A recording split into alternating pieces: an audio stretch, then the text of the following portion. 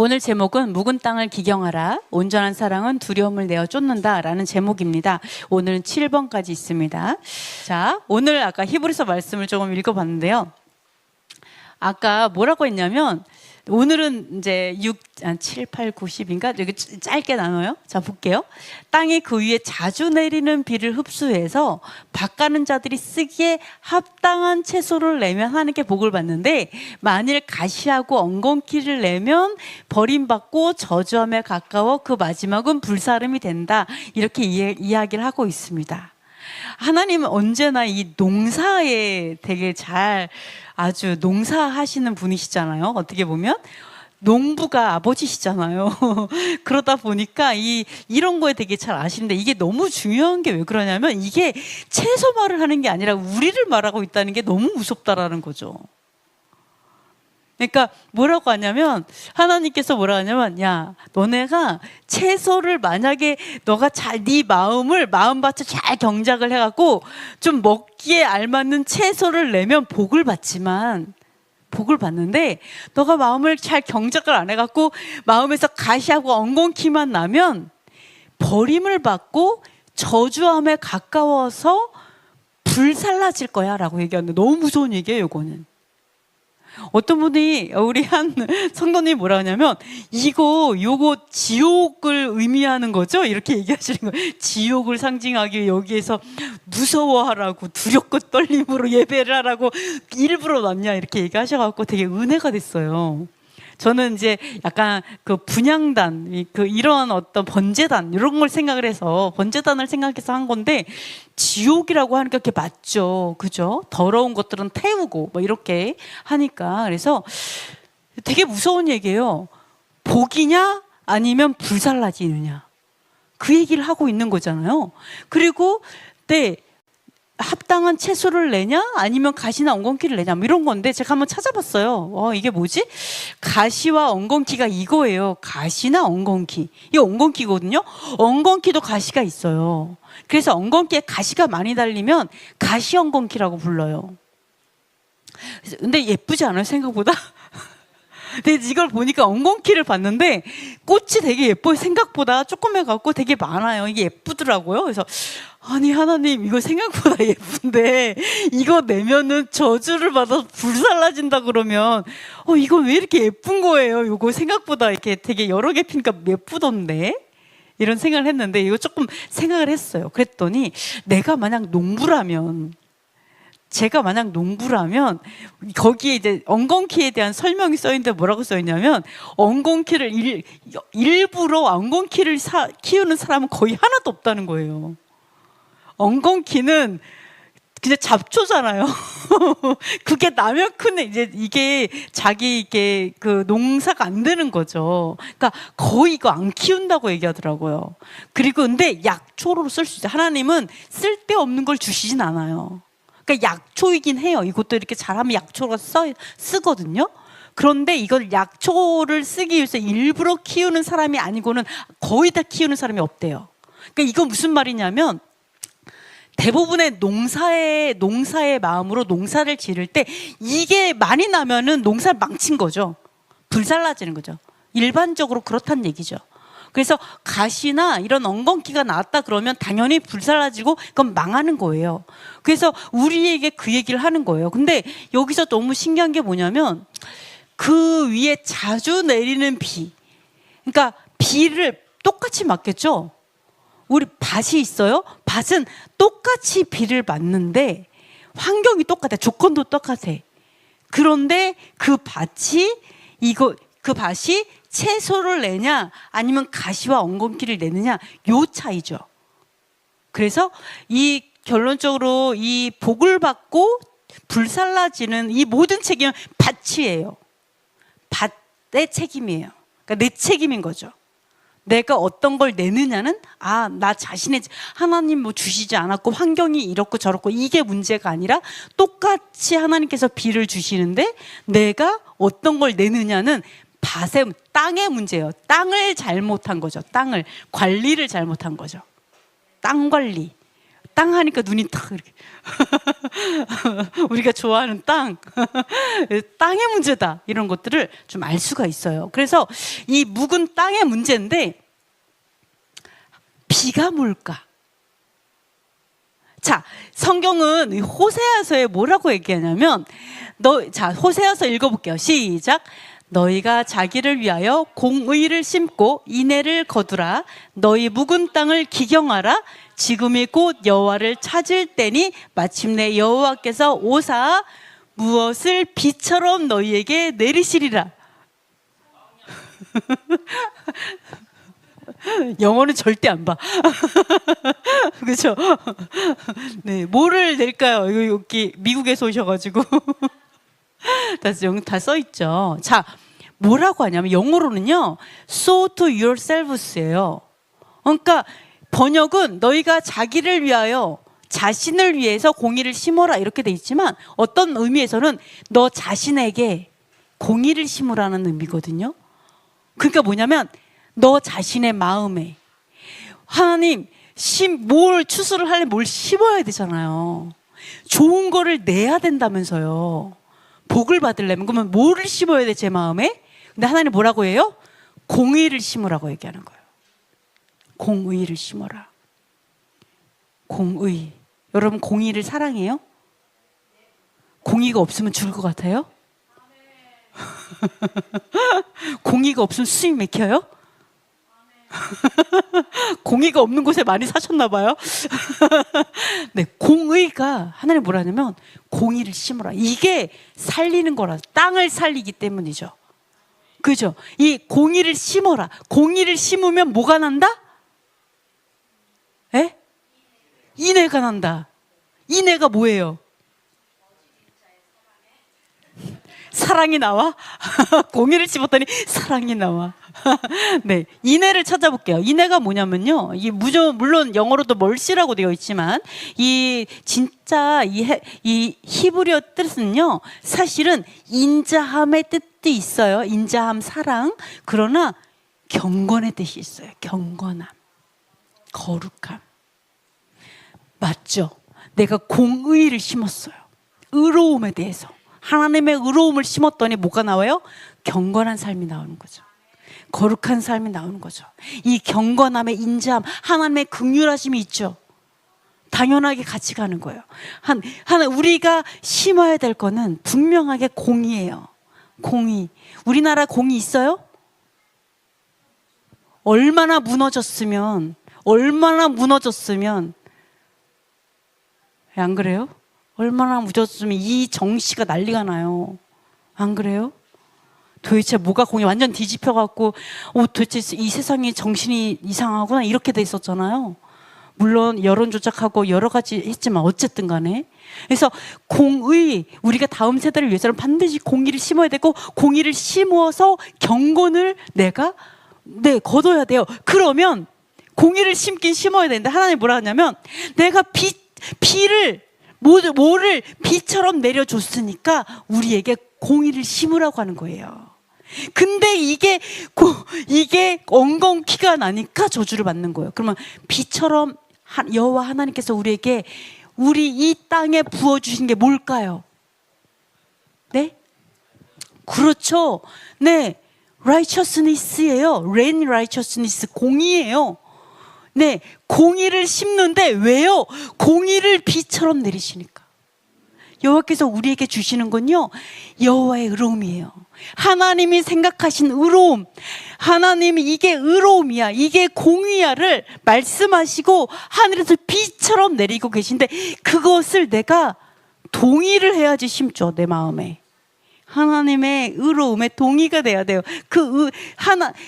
사실은 동의하고 안 하고가 아니라 하나님의 의로움은 그냥 양심이 있으면 알아요. 안 그래요? 솔직히 내 안에 진짜 양심의 털 안 났으면 솔직히 하나님의 의로움 이해돼요. 안 그래요? 솔직히 말해서 알아요, 솔직히. 근데 너무 내 마음에 양심에 털이 너무 많이 나가지고 이게 깨달아지지 않는 거예요. 내 마음이 그러니까 무거운 거죠. 묵은 땅. 그죠? 그러니까 기경하라 그러는 거예요. 묵은 땅을 기경하라. 지금이 여호와 하나님을 만날 때다. 여호와를 만날 때다. 여호와를 만나면 그분이 어떻게 하신다고요? 공의를 비처럼 내리실 거야.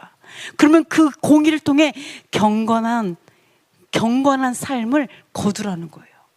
이거에 대해서 이야기하고 있어요. 아, 그렇구나. 이 비처럼 여호와께서 우리에게 지금도 내리시는 것은 바로 공의구나. 그리고 우리가 이 땅에서 내 마음에 계속 심어야 될 게 바로 의로움이구나라는 걸 알아야 돼요.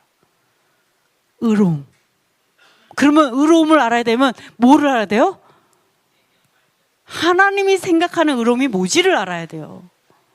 내가 생각하는 의로움을 심으면 선하게 뒤집히죠. 그죠? 그게 아니라 하나님이 생각하시는 의로움, 뭐를 하나님이 잘했다 그러고 뭐를 싫어, 이거를 판단의 법도를 배워야 되죠. 하나 이런 것들을 알 수가 있습니다. 자, 두 번째 보면요, 나쁜 땅과 좋은 땅인데요. 아까 가시떨기, 그러니까 가시나무, 가시와 엉겅퀴를 낸다고 했는데 사실 누가복음에 이게 나와 있죠. 사실은 우리 한번 읽어보겠습니다. 가시떨기에 떨어졌다는 것은 말씀을 들은 자이나 지내는 중 이생의 염려와 재물과 향락의 기운이 막혀 온전히 결실하지 못하는 자요, 좋은 땅에 있다는 것은 착하고 좋은 마음으로 말씀을 듣고 지키어 인내로 결실하는 자니라. 자, 사실 이 아까도 이제 얘기했는데 뭐라고 했냐면 복을 받는 땅하고 그 다음에 불살라지는 땅이 있었어요. 그죠? 좋은 땅과 나쁜 땅, 이게 두 가지로 딱 분리하면 좋은 땅과 나쁜 땅이에요. 그죠? 우리 마음도 마찬가지로 좋은 땅 아니면 나쁜 땅이에요. 이렇게 이제 좀 구분을 할 수가 있는데, 그러면 나쁜 땅은 아까 뭐라고 했냐면 나쁜 땅은, 자, 나쁜 땅 같은 경우는 가시나 엉겅퀴를 낸다 그랬는데 가시를 왜 날까? 요걸 좀 생각을 해보는데, 사실 이거 너무 잘 알고 있죠. 왜 내 마음에 그렇게 가시가 많이 날까? 그죠? 너무나 가시가 났고 먹을 게 하나도 없어. 저 사람하고 얘기하면 대로받고, 뭐라 그러지 그거를? 말로 받고 대로받는다 그러나? 가시가 너무 많아서 다가갈 수 없어. 그죠? 저 사람 말이 아예 안 통해. 이거 다 똑같아요. 나쁜 땅이라서 그래요. 말을 해 들어가지를 않아. 이 마음에 너무 단단해가지고. 그죠? 자, 왜 그러냐? 성경은요, 사실 하나님과 우리 관계도 마찬가지예요. 하나님 아무리 말을 해도 내가 못 알아듣는 사람이 있다라는 거예요. 네. 근데 여기서 보시면요, 가시떨기에 떨어졌다. 이제 이러한 마음밭은 뭐라고 하냐면, 이제 염려, 이 땅에서 살면서 염려하는 거죠. 염려와 재물과 향락의 기운이 막혀서 온전히 결실하지 못한다, 이렇게 얘기해요. 네, 온전히 결실하지 못한다. 자, 그리고 좋은 땅은 뭐냐면 좋은 마음이에요. 좋은 땅이 좋은 마음이죠. 이 사람은 뭐냐면 말씀을 듣고 지켜서 인내로 결실한다. 이렇게, 자, 요렇게 딱 보시면은 좀 쉬운 게 뭐냐면 악한 마음, 좋은 마음과 악한 마음인데, 악한 마음은 어떤 마음이냐? 이렇게 쉽게 말하면 이거예요. 말씀을 안 지킨다는 거죠. 말씀을 안 지켜요. 인내하지 않아요. 말씀을 지키다가 힘들면 안 지키죠? 이게 우리가 솔직히 지킬 말씀이 뭐가 있어요? 개신교는 지킬 말씀이 없어요. 네, 말씀을 지키는 게 아니라 믿음으로 구원받는다고 이렇게 지킬 게 없어. 그죠? 그런데 사실 성경은 뭐라고 해요? 지키라고 하죠. 십계명도 있고 많은 율법들을 하나님 주셨죠. 지킬 수 있게 율법들이 있어요. 그러니까 쉽게 말하면 좋은 땅은 말씀을 준행하는 땅이고, 나쁜 땅은 준행하지 않는 땅이에요. 그럼 준행하지 않는 이유가 뭐라고요? 염려가 있어서. 걱정, 근심. 가장 쉬운 건 그거예요. 재물에 대해서 염려, 건강에 대해서 염려, 뭐에 대해서 염려, 이것 때문에 걱정, 이것 때문에 근심. 이것이 결국 우리로 온전하게 열매를 못 맺게 한다라고 해요. 자, 보세요. 여기서 보시면요, 온전히 결실하지 못하게 한다. 이 온전히 염려한다. 야, 염려하는 거야 뭐 근심하고 염려하는 거고요. 온전히가 있나? 이거 가시나무고 여기 없나? 요거 아니구나. 다음 거구나. 자, 이렇게 가시나무로 있는 거잖아요. 그러니까 우리가 요거를 알 수가 있죠. 내가 너무 염려가 돼가지고 자, 뭐라고 설명을 드리냐. 말씀을 안 지킨다고 했으니까, 자, 내가 많은 염려를 하고 많은 걱정을 해요. 근데 결론적으로 내가 예를 들어서 재물을 걱정해요. 그래서 결론적으로는 하나님께서 딱 두 가지 상황이 나타나요. 말씀을 준행하냐, 아니면 내가 재물을 위해서 일을 하냐. 라고 했을 때 내가 좀 재물이 좀 염려가 되거나 무슨 뭐 다른 게 염려가 되면 말씀 준행하는 걸 포기하겠죠. 자, 여기서 말하는 비교가 좀 이상하지 않아요? 위에는 염려하고 재물하고 향락 때문에 온전하게 결실하지 못해 라고 말을 했어요. 그럼 그 반대는 이렇게 말할 거예요? 아니에요. 평안하고 기쁘고 염려하지 않고 그래 이렇게 말해야 되잖아요. 근데 그렇게 말을 안 하고 하나는 염려하고 재물하고 향락으로 결실하지 못해 이유를 말했어요. 그죠? 그런데 좋은 땅은 결과적으로 말씀을 준행한다 이렇게 말을 했어요. 이 두 가지는 모든 의미를 다 함축하고 있어요. 뭐를 함축하고 있냐? 말씀을 준행하지 못하는 이유가 염려라고 얘기하는 거예요. 말씀을 준행하지 못하는 이유가 두려움, 그 이유가 재물, 그 이유가 노는 거. 이것 때문에 준행을 못하게 되는 거죠. 거기에 방해를 받는다 이렇게 얘기하고 있어요.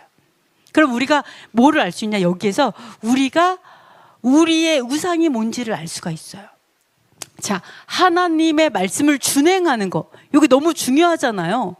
그런데 내가 하나님의 말씀을 준행하는 것보다 오늘 그냥 이거 할래라고 하면 그게 바로 내 우상인 거죠. 내가 하나님보다 더 좋아하는 게 그거예요. 말씀에 준행하는 것보다 더 위에 있는 거 이런 것들을 좀 알 수가 있어요. 자, 요거는 그냥 바로 여기서 넘어갈게요.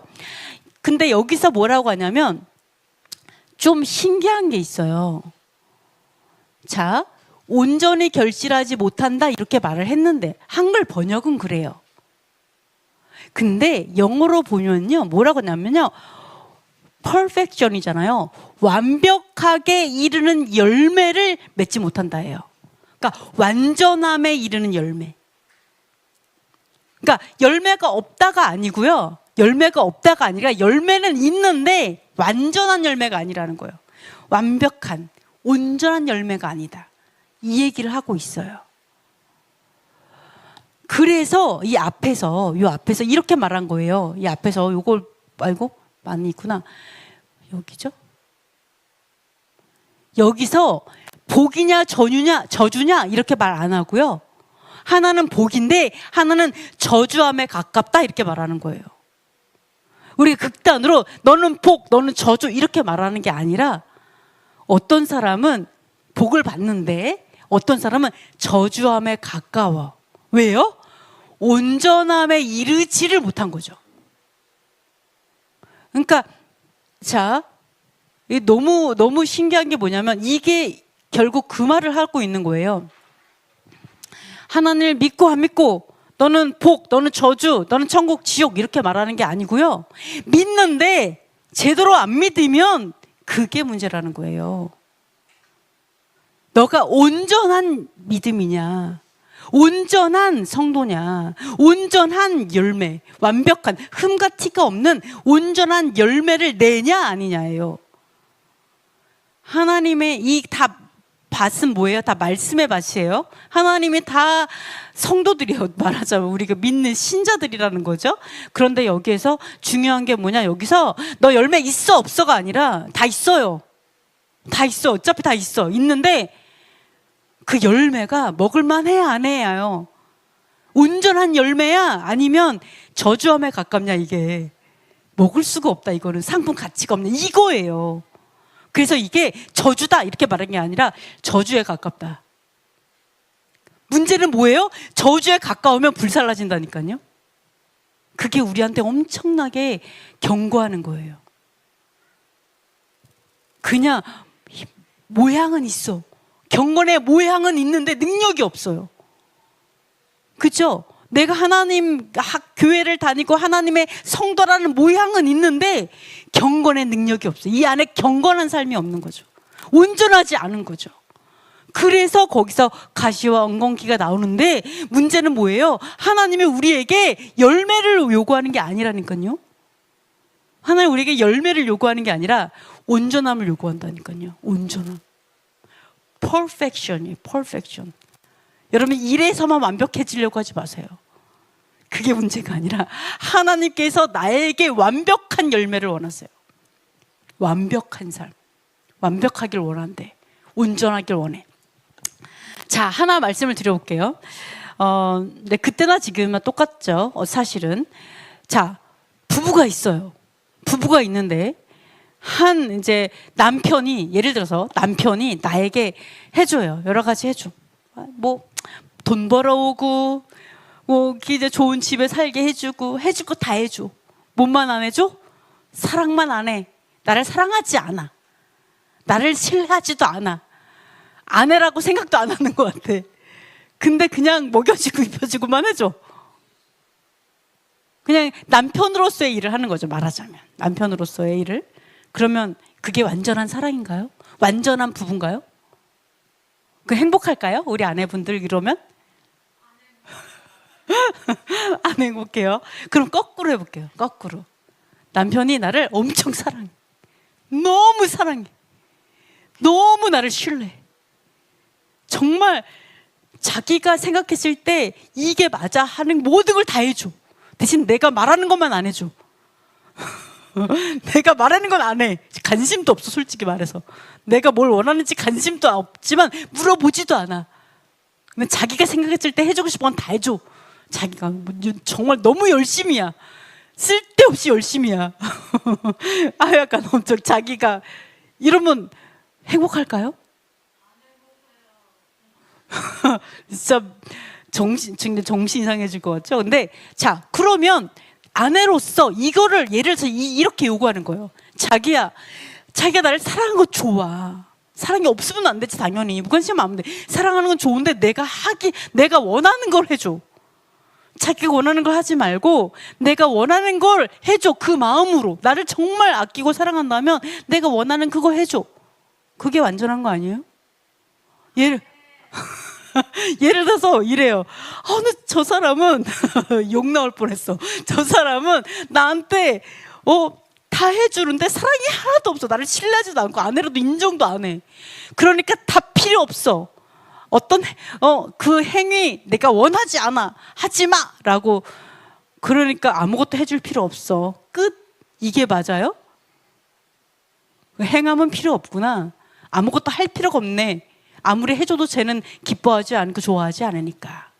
내가 아무것도 하지 필요가 없지. 안 그래요?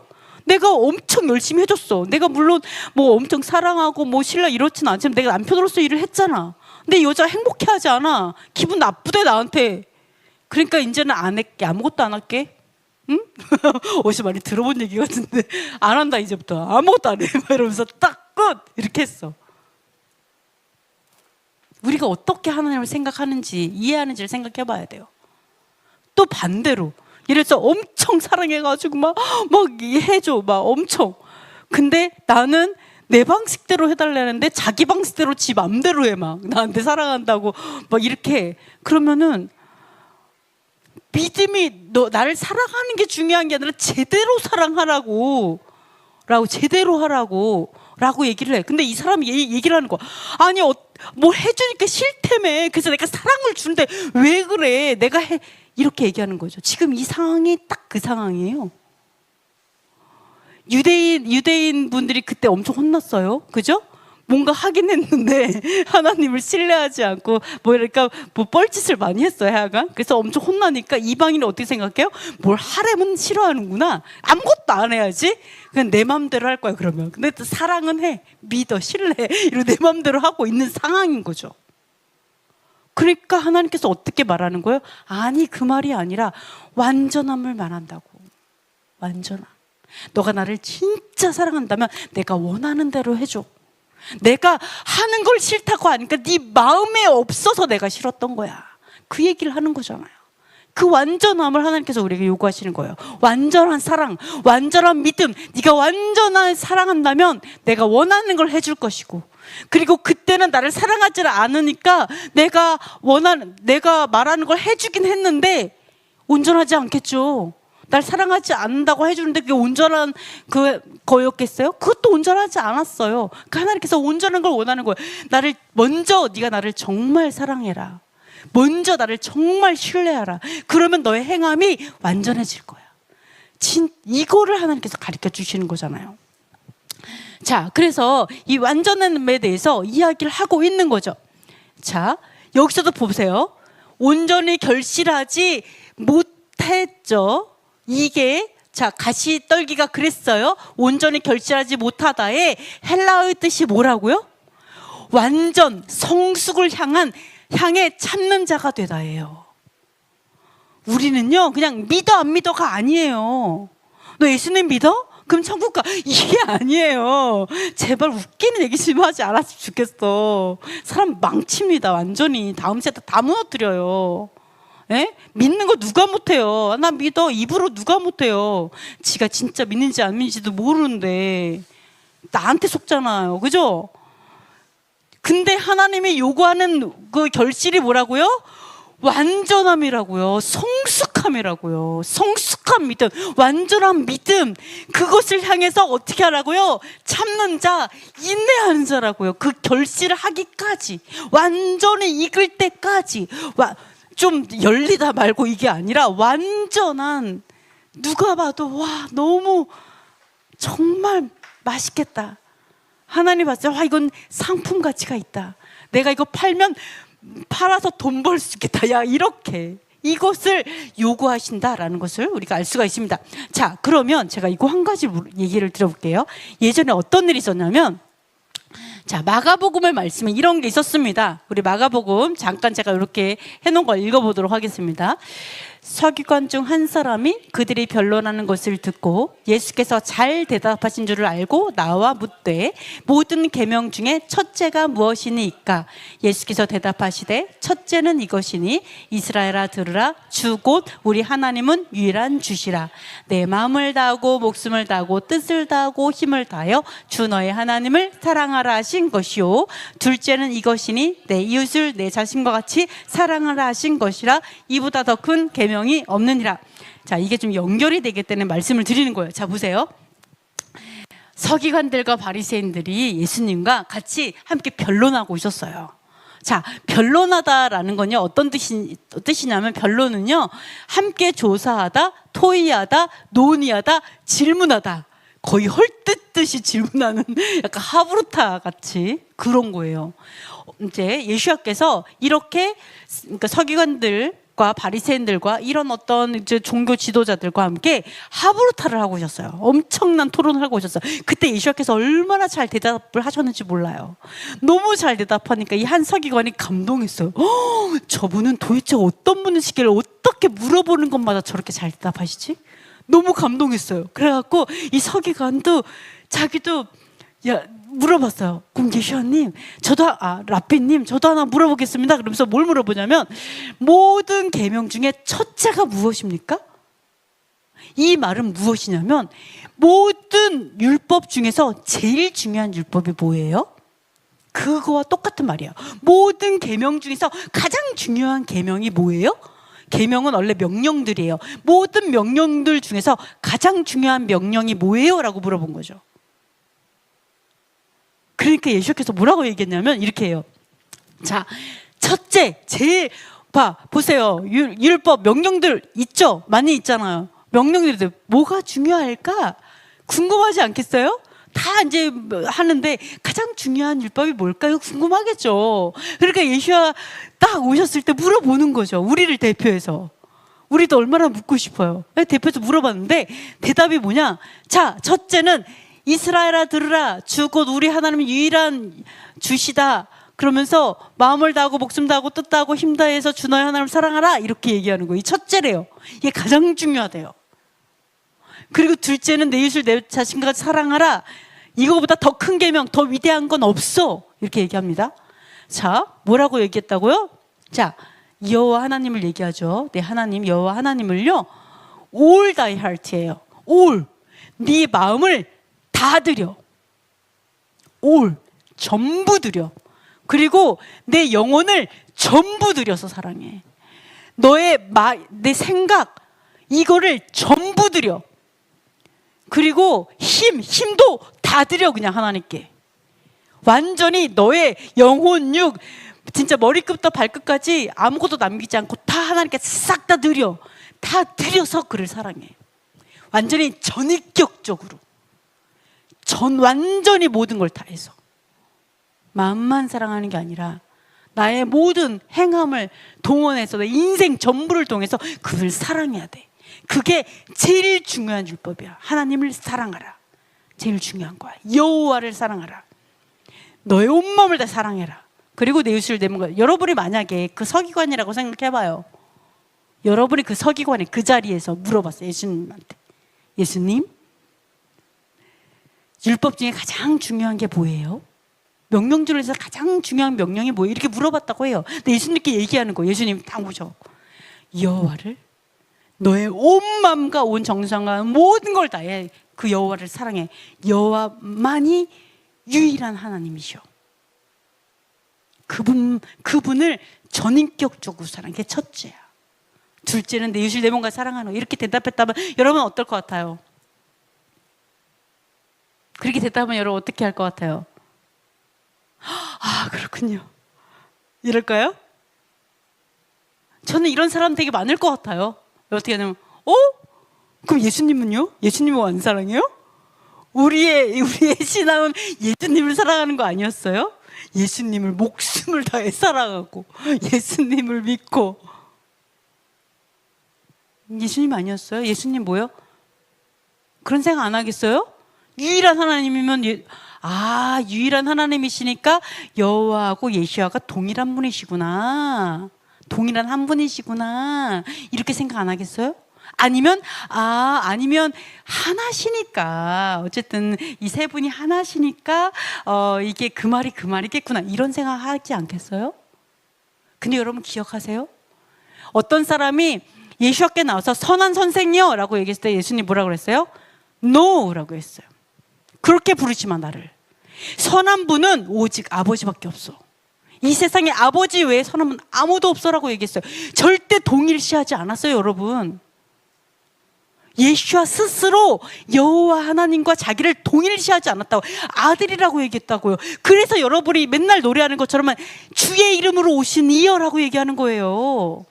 내가 아버지야 라고 온 게 아니고 여호와 이름으로 오는 거예요. 대리자로. 여러분, 왜 맨날 주의 이름으로 오시는 이여 호산나 하리로다, 하나님의 이름으로 왜 이러겠어요? 왜? 대리자로 오시니까, 중보자로 오시니까, 왕으로서, 아버지의 아들로서 오시니까 그러는 거잖아요.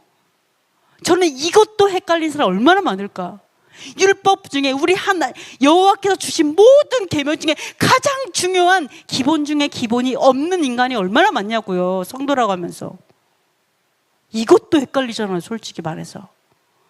아마 이런 얘기면 그래요? 그럼 예수님 뭐지? 이것도 생각한다고요. 우리의 기초가 하나도 없어요. 왜? 율법 모르니까. 하나님의 말씀하신 이 율법의 말씀, 토라의 말씀에 대한 기초 지식이 없기 때문에 이것도 헷갈리는 거예요. 그러나 우리가 꼭 기억할 게 뭐냐, 하나님의 그 모든 계명 중에 가장 중요한 계명, 기본 중에 기본이고 모든 것 중에 가장 중요한, 가장 큰 계명이 뭐냐, 결국은 유일한 하나님을 온 마음 다해 사랑하는 거예요. 온 마음 다해서. 네, 요거에 대해서 이제 말씀하고 있다라는 거죠. 그래서 마음을 다하고 목숨을 다하고 이런 것들을 사랑하라. 이것을 기본 중에 기본인 가장 중요한 율법이다라고 생각할 수 있어요. 자, 생각해 보세요. 예수와께서는 교회의 무엇이죠? 머리시죠. 교회의 리더예요. 머리세요. 그 말은 뭐예요? 대제사장이시라는 거죠. 대제사장은 왜 존재해요? 그렇죠. 하나님에게 백성을 중보하는 자예요. 중보자예요. 그래서 영원한 중보자신 거예요. 영원한 대제사장 예수하신 거죠. 근데 우리가 예수하는 영원한 대제사장이고 영원한 중보자인데 여호와셔라고 얘기하면 자기가 자신에게 스스로 중보하셔요? 그러니까 이게 더 이상하다라는 거예요. 영원한 중보자이고 영원한 대제사장은 여호와 하나님을 섬기는 분이시기 때문에 예수께서 오셔서 우리에게 오신 이유가 뭐예요? 우리가 아버지와 화목하게 하려고 오셨잖아요. 그러니까 오셔서 너희가 아버지를 목숨 다해 힘을 다해 온 마음 다해 사랑하라고 얘기하는 게 이상해요? 하나도 안 이상해요. 그래서 우리가 꼭 그분의 예수께서 어떠한 위치시고 어떻게 말씀하시는지 정말 제대로 알아야 돼요. 정말 제대로 알아서 기초 중에 기초 이거에 대해서 이야기를 했어요. 그랬는데 자, 여기서 또 얘기하잖아요. 그죠? 자, 한번 읽어볼게요. 마가복음 시작. 예수께서 길에 나가실새 한 사람이 달려와서 꿇어앉아 묻자오되 선생님이여 내가 무엇을 하여야 영생을 얻으리이까? 예수께서 이르시되 내가 어찌하여 나를 선하다 일컫느냐? 하나님 한 분 외에는 선한 이가 없느니라. 심지어 하나님이 아니라 선하다는 말조차도 거절했어요. 선하지 않아. 선한 분은 한 분밖에 없어. 아버지밖에 없어. 나에게 선하다고 말하지 마. 그게 여러분이 이게 뼛속까지 들어가야 돼요. 뼛속까지. 예수와의 정체성은요 아버지예요. 그냥 아버지를 섬겨. 아버지 기도 아버지께 해. 근데 예수 한 마시아 이름으로 기도합니다. 왜요? 우리를 위해 피 흘렸으니까 그 속죄 죄를 중보해서 아버지께 가는 거예요. 그래서 여러분이 꼭 그것을 기억하셔서 우리가 정말 예수께서 우리에게 가르쳐 주시는 게 무엇인가? 우리의 믿음이 어디를 향해야 하는가? 왜 여호와께 돌아가라고 말하는가? 그리고 왜 우리에게 공의를 심으라고 말하는지를 알지 못하면요 우리가 공의 못 심어요. 너무 묵어가지고 무슨 말인지 못 알아들어요. 여호와 아무리 말을 해도 비가 다 새버려요. 그래서 그런 것들을 아셨으면 좋겠습니다. 근데 바로 이 서기관이 칭찬을 들었다라는 거예요. 칭찬을 들었는데 어떤 칭찬을 들었냐? 서기관이 예수야께서 하신 말씀 딱 듣고 우리처럼 그래요? 왜 그러지? 그럼 예수야는 뭐예요? 이렇게 기초 없는 자가 아니었어요. 예수야는 그 서기관 그 서기관은 예수야 말을 딱 듣자마자 어떻게 얘기했냐면 That's truth라고 그랬어요. 맞아요. 그게 진리예요라고 얘기했어요. 맞습니다. 진리입니다. 정확합니다. 자, 뭐라고 했어요? 선생님이요 올소이다. 하나님은 한 분이시요 그 외에 다른 이는 없습니다 하는 말이 진리입니다. 참입니다. 그 말은 바로 신명기 6장 그 말씀은 진리입니다 라고 선포했어요. 그리고 뭐라고 얘기하냐면 예수께서 하신 말씀을 딱 받아서 이야기해요. 어떻게 말하냐면 맞아요. 온 마음을 다하고 온 지혜를 다하고 온 힘을 다해서 하나님을 사랑하고 그 다음에 자기 자신처럼 이웃을 사랑하는 것이 전체로 드리는 모든 번제물과 제물보다 더 낫습니다. 더 중요합니다 라고 얘기를 해요. 근데 자 아까 예수께서는 그랬죠. 온 마음을 다하고 온 마음과 온 뜻과 온 정성과 목숨과 힘을 다한다. 이렇게 4가지로 말했는데 이분은 3개로 말했죠. 그죠?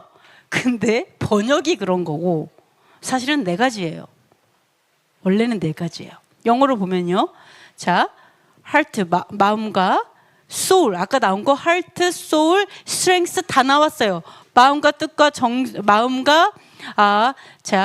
마음과 정성과 힘을 다하고 뜻을 다하고 이 뜻 대신에요 understanding 명철을 넣었어요. 뜻 대신에 이것을 모든 걸 다해서 하나님 사랑하는 거 그것이 진리입니다 라고 했는데 뜻 대신에 명철을 넣었어요. 명철이 뭐예요? 깨닫는 거예요. 자, 내가 뜻을 다하고 싶어. 근데 하나님의 뜻을 깨닫지 못하면 여러분 뜻을 다 할 수 있어요? 내 의도가 온전할 수 있어요? 왜곡되죠. 내가 하나님을 진짜 사랑해. 근데 내가 하나님의 뜻을 몰라. 그러니까 어떻게 돼요? 내 뜻대로 하게 되는 거잖아. 그죠? 그 딴 데로 가버리는 거잖아요. 그러니까 이 사람은 그 뜻대로 몰랐다고요? 깨닫는 거. 나의 모든 깨달음을 동원해서 하나님을 섬기는 거, 사랑하는 거. 그것이 첫째 계명입니다. 그러니까 이 사람들이 하부루트한 거예요. 질문하는 거 너무나 좋은 거예요. 하나님, 이거 뭐예요? 이게 무슨 뜻이에요? 이게 왜 이래요? 뭐예요? 그러니까 예수님께서 이 땅에 오셔서 하부루트 하신 거예요. 하부루트 하러 오신 거예요. 가르쳐 주려고. 이 사람들 왜 물어봤다고요? 하나님의 뜻을 알고 싶어서. 알아야 순종하니까, 알아야 제대로 하니까 그걸 물어본 거예요. 그래서 이 사람은 그것을 아는 거예요. 자기가 하부루트하는 목적이기도 하고 하나님을 추구하는 그 사람으로서 그걸 물어봤고. 근데 이 사람은 어떻게 했어요? 여기에다가 맞습니다, 이것이 가장 중요해요 라고 얘기하면서 뭐라고요? 번제나 어떤 재물보다 이게 더 중요해요. 이게 진짜 본질이에요. 하나님을 사랑하는 게 하나님 하라고 하는 번제를 드리고 재물 드리고 11조 드리고 여러 가지 하나님께 드리는 거 있죠? 이거보다 사실 이게 더 중요해요 라는 걸 이 사람 알고 있었어요. 근데 놀라운 게 뭔지 알아요? 이 사람이 이렇게 대답을 했어요. 이 대답만 듣고 예수님이 뭐라고 얘기했냐면 34절 읽어볼게요. 시작. 예수께서 그가 지혜 있게 대답함을 보시고 이르시되 내가 하나님의 나라에서 멀지 않도다 하시니 그 후에 감히 묻는 자가 없도다. 천국에 가깝대요. 천국에 가까운 자다.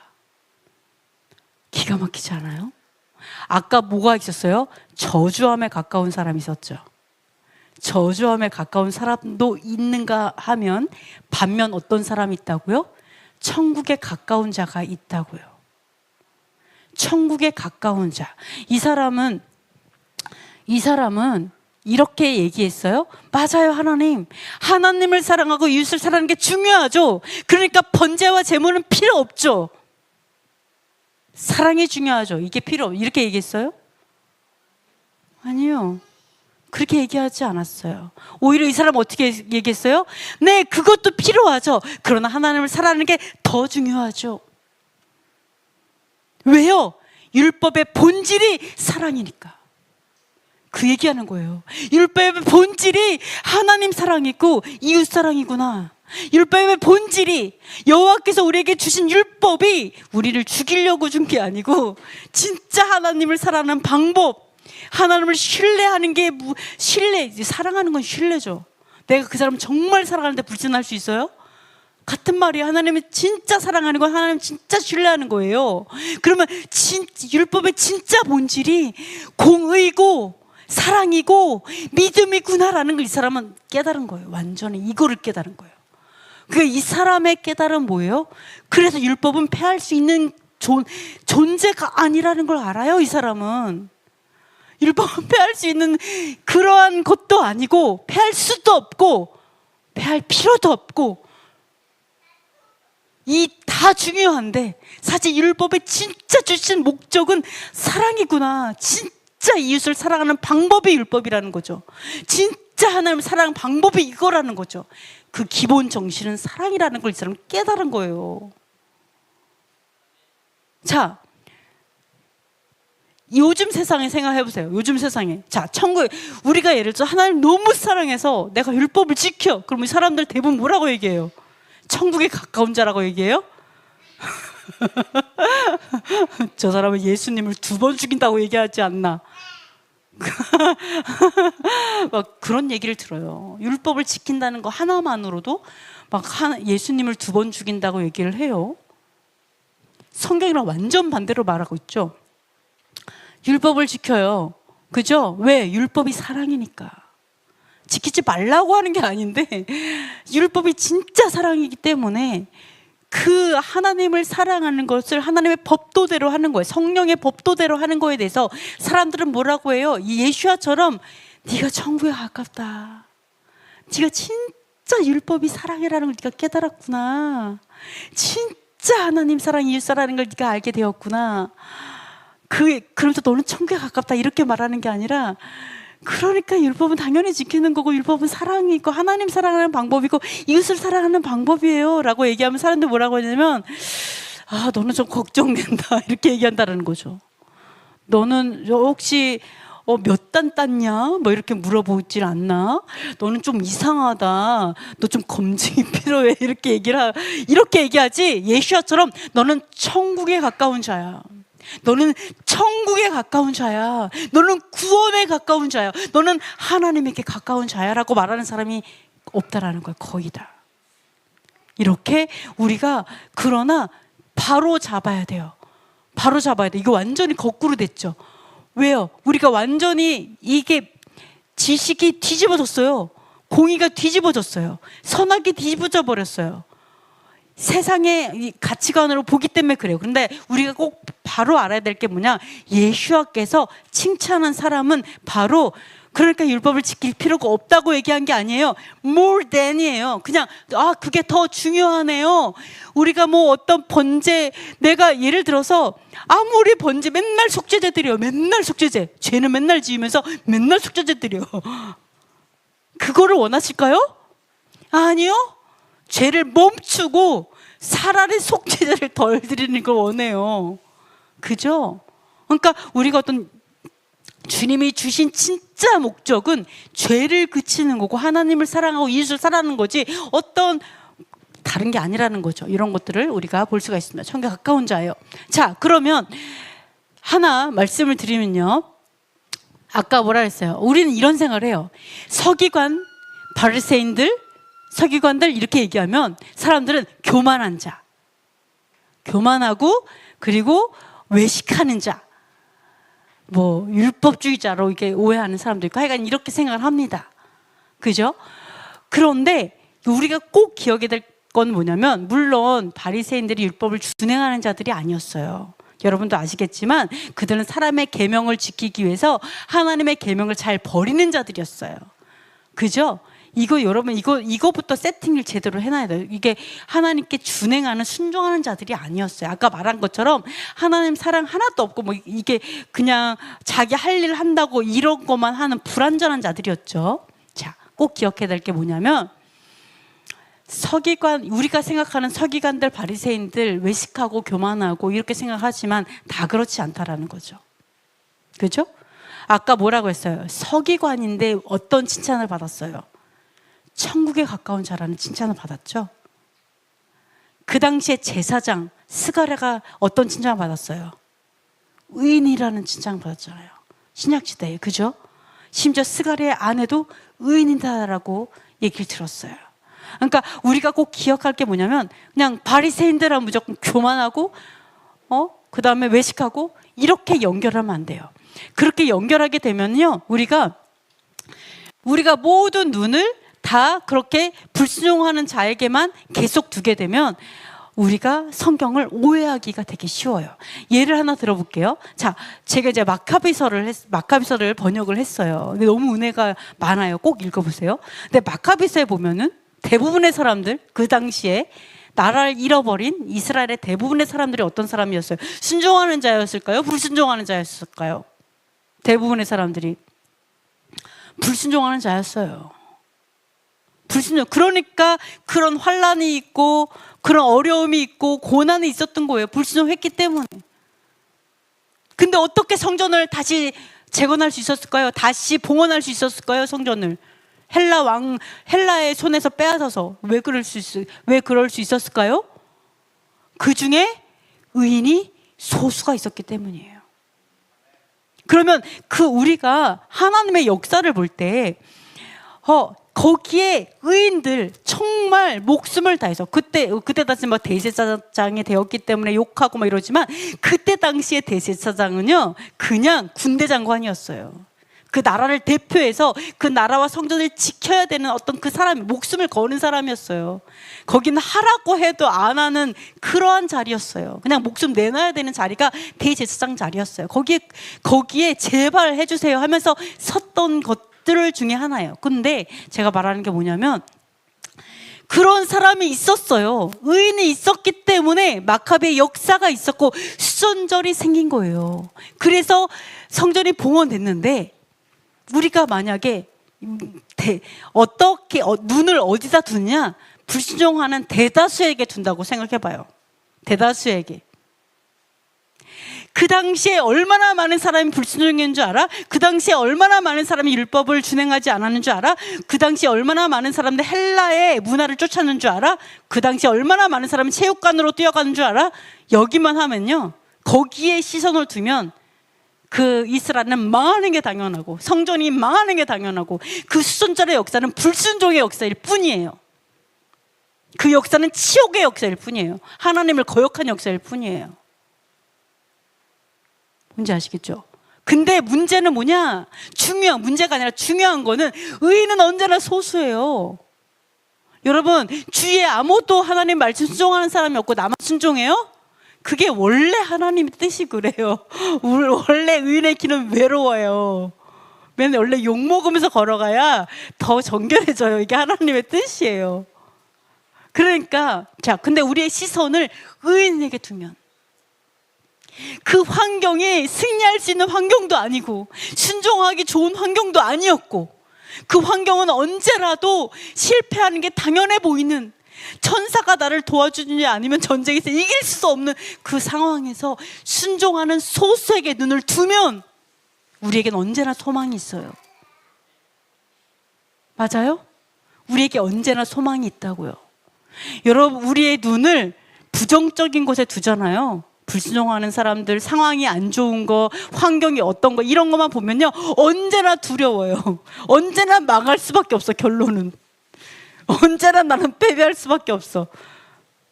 하나님의 역사는 이루어질 수가 없어. 왜? 대부분 사람들이 다 이상하니까, 불순종하니까. 여러분, 눈 되게 중요해요. 눈 어디다 두느냐. 근데 내가 눈을 순종하는 사람 한 사람에게 두잖아요. 왜요? 하나님은 의인 한 명을 찾아요. 너무 감사하게도. 의인 한 명. 미국에서 한 명만 있어도 돼요. 대전에서 한 명만 있어도 돼요. 왜? 한 명이 100배로 열심하니까. 결국 하나님 한 명만 찾아요. 그 한 명만 있으면 어떻다고요? 언제나 그 성읍은 소망이 있어요. 하나님이 그 나라를 세우실 거예요. 그 한 명이, 의인들 몇 명이었어요. 마카비 시대에도 그 의인들 몇 명이 목숨 걸고 싸우고 봉헌한 거예요. 그 승리 역사를 쓴 거예요. 그래서 우리가, 자, 성경 우리 할 때 뭐 사두개인 바리새인 다 막 썩었고 막 교만하고 다 외식가, 이렇게 생각하지 마세요. 그러한 자도 있었다면 아닌 자도 있었을 거예요. 분명하게. 아시겠죠? 마찬가지예요. 그래서 우리가 항상 선한 것에 눈을 두었으면 좋겠습니다. 마태복음 읽어볼게요. 내 것을 가지고 내 뜻대로 할 것이 아니냐? 내가 선함으로 내가 악하게 보느냐? 네, 악하게 보느냐? 자, 보물이 있는 곳에 내 마음이 있다고 했고요. 그 다음에 내 눈이 어두우면 마음도 어두워지죠. 그러니까 이 눈이 너무나 중요해요. 그래서 여러분이 눈을 악한 곳에 두잖아요. 그러면 수전절의 역사가 어떻게 된다고요? 아주 불법의 역사가 된다니까. 반대로 뒤집혀요. 아시겠죠? 그러니까 내가 하나님께서 원하시는 그 방향에 내 눈을 둬야 하나님이 선하면 그것도 선해져요. 맞아요. 항상 양면이에요. 선한 거 있고 안 좋은 거 있어요. 근데 하나님의 시선에 같이 가자고요. 같이. 의인은 소수여도 돼요. 그러니까 우리에게 소망이 있는 거예요. 언제나 우리 소수, 언제나 대전은 소망이 있어요. 그죠? 대전 땅은 반드시 에덴이 될 거예요. 생명수가 흘러 넘칠 거예요. 예. 왜? 우리가 있잖아요. 내가 있잖아요. 이래야 돼, 여러분. 아무도 안 해? 괜찮아. 내가 있잖아. 답을 순종해? 괜찮아. 내가 있잖아. 내가 진리에 순종할 거야.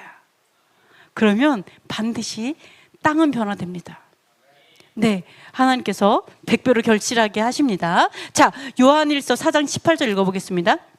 사랑 안에 두려움이 없고 온전한 사랑의 두려움을 내쫓나니 두려움에는 형벌이 있음이라. 두려워하는 자는 사랑 안에서 온전히 이루지 못하였느니라.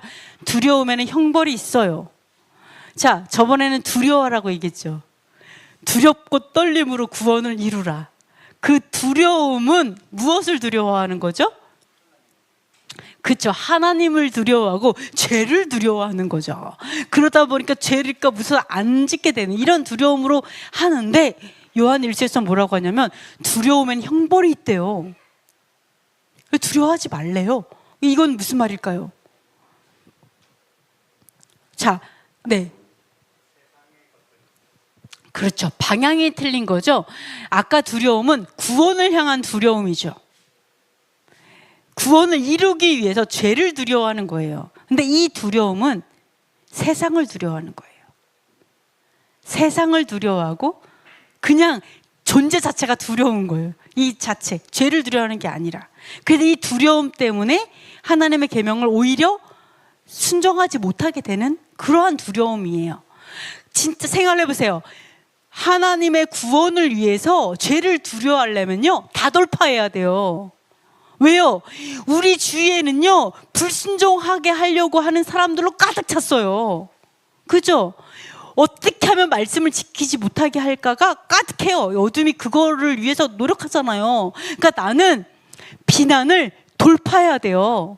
정죄를 돌파해야 돼요. 내가 재정에 대한 걱정, 하나님 제가 샤밧을 지키려고 하니까 제 사업장이 무너질 것 같습니다. 돈을 하나를 못 벌 것 같습니다. 이거 돌파해야 돼요. 재정, 주님. 재정의 주인은 하나님이십니다. 돌파. 그죠? 내가 하나님의 계명을 지키려고 하다 보니까 모든 것이 불안합니다, 주님. 네. 그렇죠. 건강도 뭐 하나님의 코셔, 여러 가지 있어요. 이 모든, 사실 가장 가까이 있는 가족도 나를 정죄하잖아요. 그게 맞아? 그렇게 하는 게 맞아?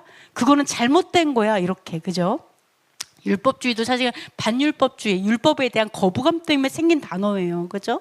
그렇기 때문에 우리는 엄청난 정죄를 받는다고요. 근데 그러한 사람에 대한 거, 환경에 대한 거, 재정에 대한 거, 이런 모든 두려움을 돌파하지 않으면, 이 두려움을 이기지 않으면 결코 하나님의 말씀을 끝까지 결실할 수 없어요. 인내함으로 준행할 수 없어요. 그러니까 내가 죄를 두려워한다는 그 두려움은요, 이 모든 것을 돌파해야지만 가질 수 있는 거예요. 이거를 다 이게 너무 두려워서 이거 하나도 안 두려워야 돼요.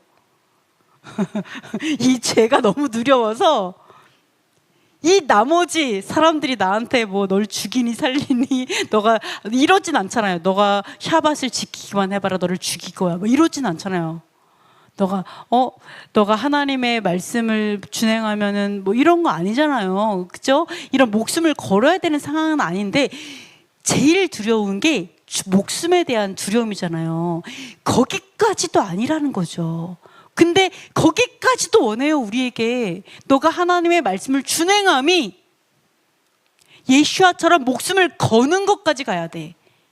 목숨, 내 생명조차도 드리는 것까지도 무섭지 않을 정도로 내 공포는 완전히 정복돼야지만 가능한 게 이 준행이에요. 하나님의 말씀대로 살아가는 건요, 모든 사망에 대한 공포까지도 다 정복돼야지만 가능하다는 거죠. 근데 여기서 말하는 건요, 이 두려움 때문에 정복이 안 되는 거예요. 두려움 때문에. 사람에 대한 두려움, 세상에 대한 두려움, 재정에 대한 두려움, 건강에 대한 두려움, 아들에 대한 두려움, 다음 세대의 두려움, 남편에 대한 두려움, 그냥 노후에 대한 두려움, 그냥 모든 게 다 두려워. 코로나 두려움. 잘 보세요. 세상은 우리를 조종 통제하기 위해서 어떤 감정을 이용해요? 두려움을 이용해요. 두려움 이용해요. 그러니까 코로나 가지고 엄청나게 해서 다 마스크 쓰게 만들잖아요.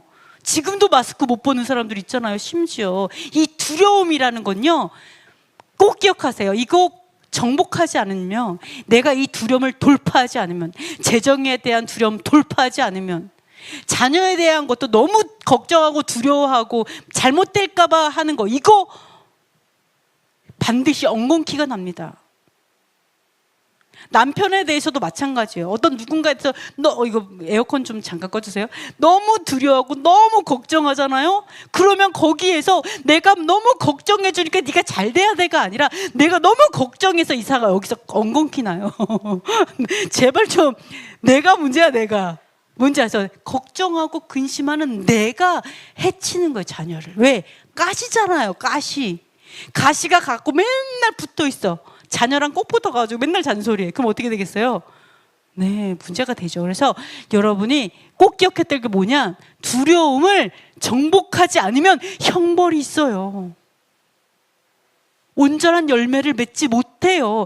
불사임이 그 끝이에요. 저주함에 가까워져요. 그러니까 좀 무뎌지세요, 어느 정도는. 오케이, 괜찮아. 제가 예전에 예를 들어 제가 아니라 예를 들어서 애가 엄청 넘어졌어. 피가 막 나. 엄마가 뭐 그럴 수도 있지만 괜찮아. 괜찮아요. 뭐 안 죽어요. 이런 거 가지고 뭐 조금은 담대하세요. 그냥 괜찮아. 신뢰. 이거는 온전한 신뢰에서만 가능해요. 걱정하지 않는 거, 이건 뭐예요? 자녀는 너는 반드시 잘 될 거야 라고 하는 신뢰. 괜찮아. 죽지 않아. 아유, 괜찮아. 하나님에 대한 신뢰. 하나님이 나에게 항상 최선의 것을 주신다. 그거에 대한 신뢰. 최선의 남편이다. 신뢰. 최선의 자녀들이다. 최선의 환경이다. 지금 사업이 안 되는 것도 최선이다. 내 집도 최선이다. 이게 나의 천국이다. 그냥 하나님께서 나에게 주신 이게 최선이라는 거, 이거에 완벽하게 신뢰하고 가는 거예요. 완벽하게 신뢰하고 가잖아요. 그러면 내가 무엇을 먹을까, 무엇을 마실까, 무엇을 입을까, 이걸 걱정하는 게 무엇을 이야기하냐면 내가 온 마음을 다해서, 온 정성을 다해서, 온 힘을 다해서 하나님을 사랑하지 못하게 하는 마음이에요. 그게 내가 먹고 사는 거 걱정하는 거. 그래서 이제 여러분 요거를 반드시 이기세요. 형벌이 있어요. 여러분 두려움, 내가 괜히 좀 두려워져요? 그러면 두려움은 형벌이 있다. 심판이 있다는 걸 기억하세요. 그래서 돌파하세요. 감정 돌파. 그리고 그 두려움을 어디다 갖다 놔요? 죄에다 갖다 놓으세요. 죄에다가. 하나님을 향한 두려움, 불순종에 대한 두려움. 목에 칼이 들어와도 불순종은 못해. 그게 가능한 거예요? 그게? 이렇게. 이거 안 하는 게 아니라 저는 그렇게는 못해요 라고 하는 이 두려움은 하나님 주신 감정이에요. 선한 감정이에요. 선한 감정인데 이 선한 감정을 잘못된 데다가 쓰면은 형벌이 되는 거예요. 그러나 선한 방향으로 쓰면 그게 나를 구원합니다. 그래서 이 선한 감정을 선하게 지혜롭게 사용하시는 저 여러분이 되기를 축복합니다. 그래서 여러분, 낭떠러지 앞에 있어요. 다 뛰어내리세요. 믿음으로. 우리 레올라면 그랬으면 좋겠어요. 하나님, 제가 갈 곳이 없어요. 제가 낭떠러지예요.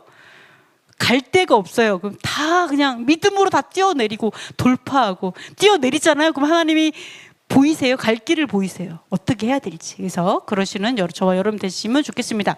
여기 있었구나. 그래서 마태복음 마지막인데요. 그래서 이렇게 얘기하시는 거잖아요. 마태복음만 읽어보겠습니다. 내 보물 있는 그곳에는 내 마음도 있느니라. 한 사람이 두 주인을 섬기지 못할 것이니 혹 이를 미워하고 저를 사랑하거나 혹 이를 중히 여기고 저를 경히 여김이라. 너희가 하나님과 재물을 겸하여 섬기지 못하느니라. 그러므로 내가 너희에게 이르노니 목숨을 위하여 무엇을 먹을까, 무엇을 마실까, 몸을 위하여 무엇을 입을까 염려하지 말라. 목숨이 음식보다 중하지 아니하며 몸이 의복보다 중하지 아니하냐. 공중의 새를 보라, 심지도 않고 거두지도 않고 창고에 모아들이지도 아니하되 너희 하늘 아버지께서 기르시나니 너희는 이것들보다 귀하지 아니하냐. 너희 중에 누가 염려함으로 그 키를 한 자라도 더할 수 있겠느냐. 이렇게 얘기하고 있습니다. 자, 보물이 있는 곳에 내 마음도 있다. 그 이야기는 거꾸로 말하면 마음이 보물이라는 거예요. 마음이 자기도 모르게 보물 있는 곳으로 간다는 거죠. 그러면 내 마음이 보물이에요. 내 마음이 어떠함이 결국은 나의 어떠함인데, 자, 여기서 보시면요, 두 주인이라고 얘기를 합니다. 자, 그 두 주인을 섬기지 못하는데 하나는 미워하고 사랑하고 하나는 중히 여기고 하나는 경히 여기게 된다. 그런데 여기서 아까 말한 것처럼 무엇을 먹을까, 마실까, 입을까, 이게 우리에게 중요한 건 맞아요. 그죠? 중요한 건 맞는데 이거에 대해서 염려하는 게 문제가 되는 거예요. 그죠? 이거에 대해서 염려하는 게 문제가 되고, 이 염려함이 어디까지 연결된다고요? 이게 염려가 돼서 하나님께 온 마음을 드리지 못하는 거, 내가 온 정성과 온 힘을 다하지 못하게 되는 게 문제가 되는 거죠. 그래서 내가 하나님께 온 마음을 드리지 못하는 이유가, 내가 나의 마음과 나의 모든 걸 드리지 못하는 이유가 먹는 거, 마시는 거, 뭐 이런 거라면 사실은 이게 나의 주인이라는 거죠. 우상숭배다라고 얘기를 하는 거죠. 그래서 돈도 마찬가지예요. 돈도 우리에게 중요해요. 그런데 이 돈이 나로 하여금 뭐 불순종하게 한다 그런다면 이게 그냥 돈은 선한 거잖아요. 근데 돈은 만몬이라는 신이잖아요.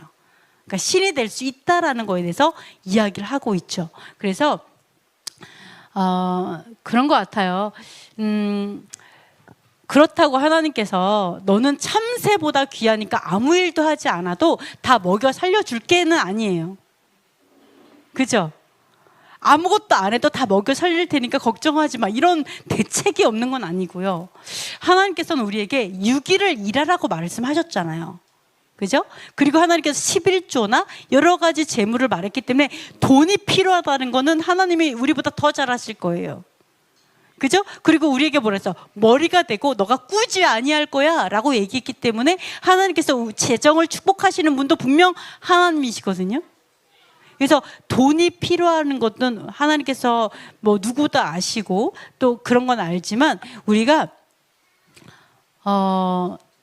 그런 건 알지만 그것이 우리가 염려하게 되어지, 우리가 뭐 예를 들어서 재정이 염려가 되면 열심히 일하면 되잖아요. 그죠? 일하고 이렇게 하면 되는데, 어쨌든 이것이 뒤집어지지 않도록 온 마음을 하나님께 드리는데 걸림돌이 되지 않도록 하셨으면 좋겠습니다. 그래서 가장 대표적으로 하나님께 온 마음을 드리지 못하게 하는 게 결국은 먹고 사는 문제라는 거죠. 그러니까 먹고 사는 문제를 염려한다라는 거는 사실은 하나님에 대한 전적을 신뢰를 하지 않는 거예요. 하나님 믿지 않는 거예요. 그러니까 불신과 연결이 돼요. 먹고 사는 문제를 걱정하는 거. 그러니까 우린 솔직히 이거를 누가 몰라요, 이 말씀을. 너무나 잘 알고 있거든요. 근데 꼭 우리가 정말 생각해야 될 게, 먹고 사는 문제를 염려하는 거, 걱정하고 근심하는 거, 그게 결국은 온전한 열매를 맺지 못하게 한다. 그리고 그게 결국은 나로 온 마음으로 하나님께 달려가지 못하게 한다. 염려하는 것이.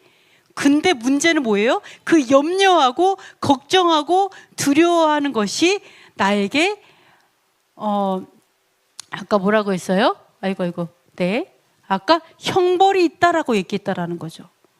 의식주를 걱정하는 거는 형벌이랑 연결돼요. 그리고 가시가 나요. 그래서 가시가 나서 불사람이 되죠. 다음 세대를 망치는 방법 중에 하나예요. 그래서 우리가 주로 염려하는 게 뭐라고요? 먹고 사는 문제를 염려함으로 인해서 자녀를 망치고 형벌이 있고 불사람이 되고 온 마음을 들이지 못하고, 이게 다 여기서 나온다라는 거예요. 그래서 어느 정도로 여러분이 어떤지 모르겠어요. 그러나 염려하지 않는 거, 두려워하지 않는 거, 이거 계속 훈련하세요. 그랬으면 좋겠어요. 그냥 훈련하세요. 그리고 우리가 할 일은 6일 열심히 일하는 거예요. 충성되게 하는 거예요. 그리고 하나님의 말씀에 준행하는 거예요. 그럼에도 그렇게 하면서, 그리고 아버지께서 먹이시고 입히시고 하실 거를 전적으로 신뢰하시고 가시는 거예요. 하나님 말씀에 준행하려면 이게 뭐 재정이 어려워서 안 될 것 같아요. 이게 뭐라고요? 온전한 열매를 맺지 못하게 하는 불신앙에서 온다라는 거죠. 그래서 이것들을, 이 먹고 사는 문제를 여러분이 돌파하셨으면 좋겠어요. 네, 그럴 때 그게 하나님을 사랑하는 거고, 그게 이웃을 사랑한다고 했잖아요. 그럴 때 뭐라고요? 천국에 가까이 있는 자다. 천국에 가까이 있는 자는요, 하늘의 문이 열려요. 하나님이 먹이시고 하나님이 입히시고, 그리고 아까 뭐라고 했어요? 하나님의 계명이 나를 누구보다 지혜롭게 한다고 했잖아요. 먹고 사는 문제 하나님의 지혜로 해결이 돼요. 근데 하나님을 신뢰하지 못하기 때문에 여기를 돌파하지 못하는 거예요. 여러분이 그걸 반드시 염려의 문제, 두려움의 문제를 여러분 목숨 걸고 돌파하시는 저 여러분이 되기를 축복합니다. 아멘. 자, 이 시간 기도 제목 나누고 잠깐 기도하겠습니다. 자, 읽겠습니다. 온전히 사랑하여 염려하지 않게 하소서. 두 번째, 온 마음과 뜻과 목숨과 힘을 다해 유일하신 하나님을 사랑하게 하소서. 세 번째, 천국에 가까운 자로서 온전한 열매를 맺게 하소서. 어떤 것도 순종하는 것을 막지 못하게 하소서. 이스라엘을 전쟁과 테러에서 지키시고 예루살렘에 샬롬을 주소서. 한국 교회 안에 반유대주의, 반율법주의, 대체신학, 헬레니즘의 진 무너지게 하소서. 북한 전체주의 정권이 무너지고 자유복음 통일이 속히 이루어지게 하소서. 토라의 깃발을 든 교회들과 사역자들이 우죽순처럼 일어나게 하소서. 우리 잠시 우리 기도하도록 하겠습니다. 우리 염려, 두려움을 완전히 돌파하게 달라고, 먹고 사는 문제에 대해서 하나님 두려워하지 않게 달라고 이 시간 기도하도록 하겠습니다.